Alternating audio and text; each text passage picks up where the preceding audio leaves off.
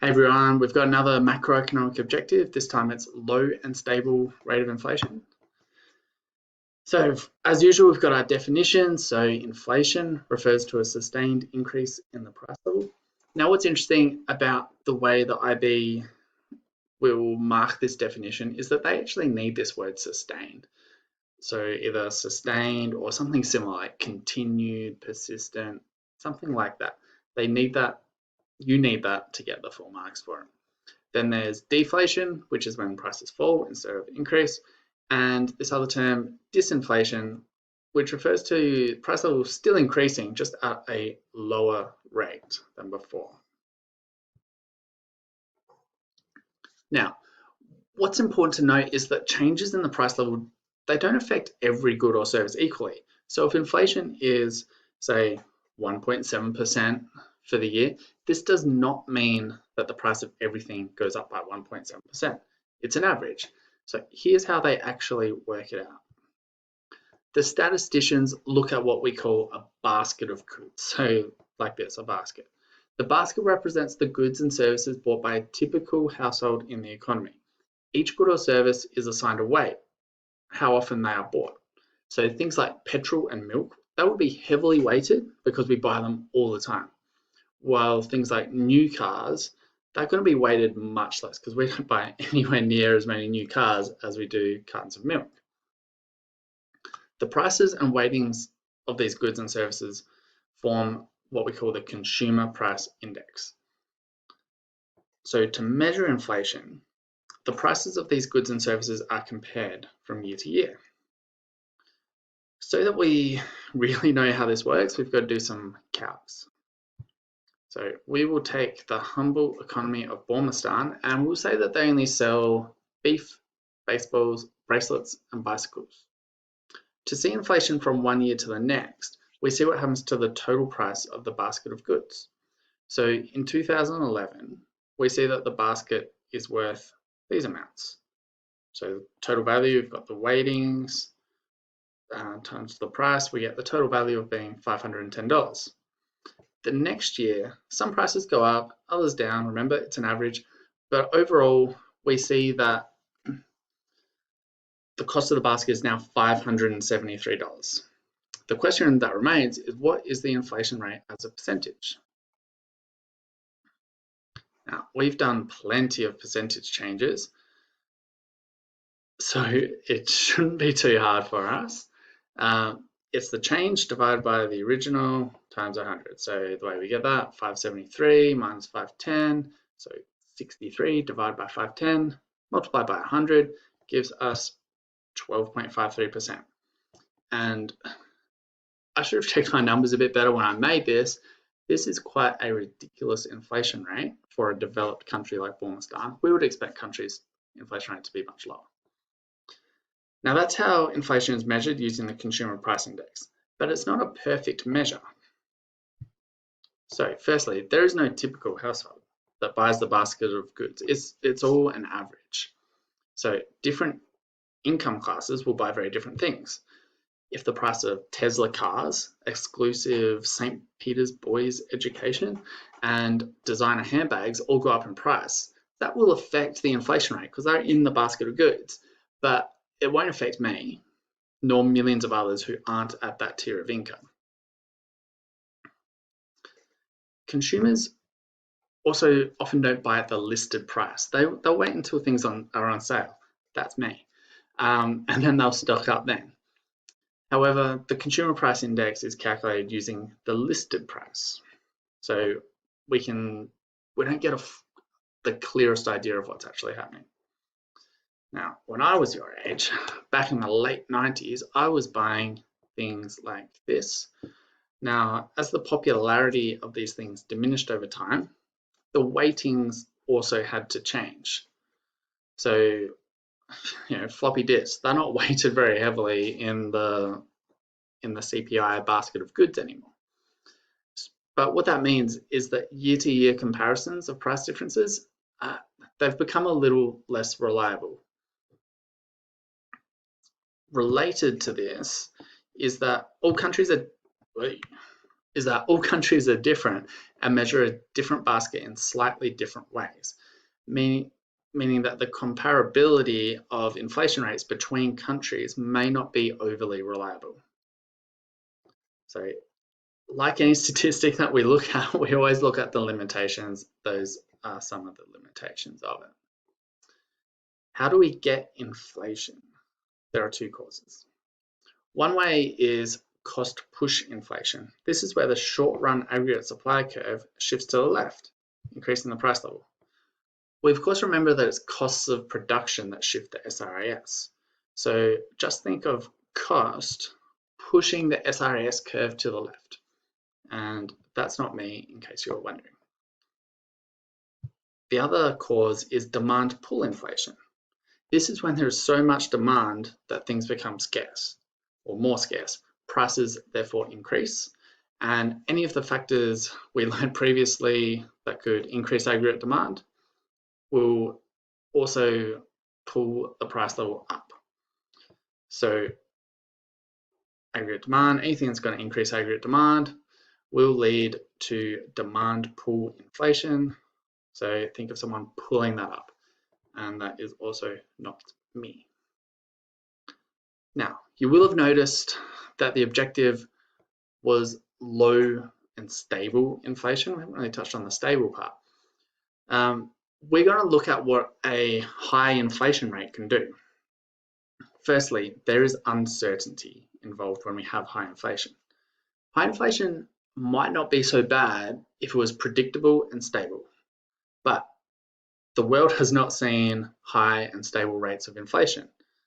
There will be high rates of inflation, but it might be 12% one year and 16% the next. It doesn't tend to stay too constant. So not knowing what the inflation rate will be, approximately at least, it affects business confidence. Firms are less willing to invest if they are unsure about their future costs, their future prices, and therefore their future profits. So they're less likely to do that investing in their new equipment, the office fit out, etc. Another cost is that some groups gain purchasing power when there's inflation and some groups lose it. Anyone on a fixed income, like pensioner Graham here, they're going to lose out. Everything costs more, but their income is pretty fixed. So essentially, their real income decreases.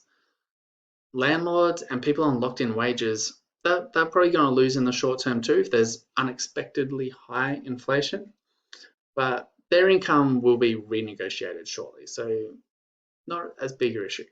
Welfare recipients can be in a tough spot. So like pensioners, welfare recipients, they don't get a say in what their payments are. So they can lose out pretty hard. They don't get to renegotiate their welfare payments, unfortunately.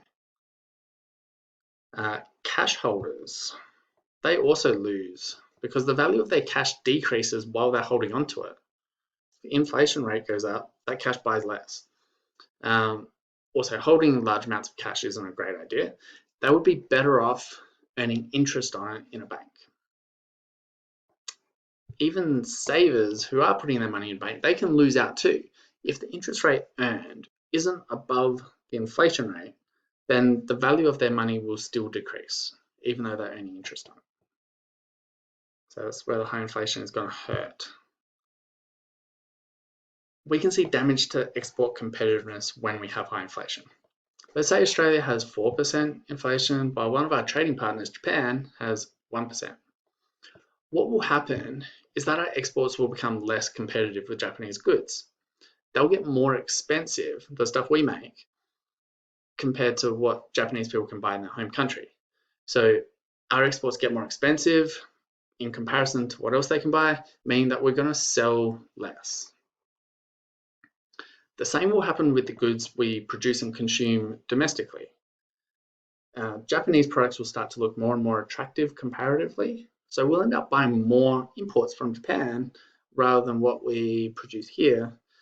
So our imports will increase, our domestic consumption will fall. All right, we can see that if high inflation decreases exports, increases imports, and decreases investment, the net result will be a decrease in AD, aggregate demand, which of course leads to a decrease in economic growth. We start to see inefficiencies when we have high inflation. As prices rise, workers and unions, they're going to demand higher wages, which is going to increase the cost of production, which is going to lead to higher prices, and again, those higher wages will be demanded, leading to higher prices, and so on. What this can mean is increased unemployment and firms not being able to allocate resources in the most efficient way to them. Another inefficiency is what we call menu costs. The higher the inflation rate, the more often prices have to change. Changing prices or the menu incurs a cost. That's time not spent doing the productive activities of the business. We'll now take a quick look at deflation. So one cause of deflation is when the SRAS shifts to the right, just like that, lowering the price level. This is often called benign deflation, as we're not too worried about it. We can see here that it leads to an increase in real GDP, and with that, likely an increase in employment. Both good things. What we do get more worried about is the deflation caused by a decrease in AD. So real GDP and employment both take a hit. We know that this hurts an economy. Let's have a closer look at that. We get what we call a downward deflationary spiral. So you get the decrease in AD. Decrease in AD leads to that deflation or the decrease in the price level. And what that does is it reduces consumers' incentive to consume, because we learnt this back in microeconomics that when consumers expect prices to fall, they'll hold off on their demand. It will decrease demand because they want to wait until the prices fall further. So there's less consumption. Also less investment because the businesses aren't receiving that income, so they're not going to be investing in their business if they're also expecting deflation and less consumers to buy their goods and services. That's no good for them. And less consumption, less investment, less production, more unemployment. Now, when there's more unemployment, less people spend money. So decrease in consumption again. When you get that decrease in consumption, you get the decrease in production and the increase in the unemployment, and this just continues to happen. So it's like a downward spiral. It's sort of like, think of the whole economy just sort of going down the toilet, spiraling around, going down the toilet. It's very bad. Deflation sounds like something everyone would love, but deflation is actually very dangerous. Governments and central banks work pretty hard to avoid it.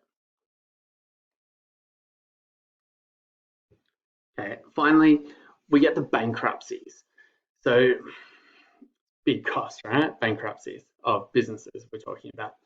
So as businesses everyone's lowering their prices, they're not making as much money as before. So the value of money increases.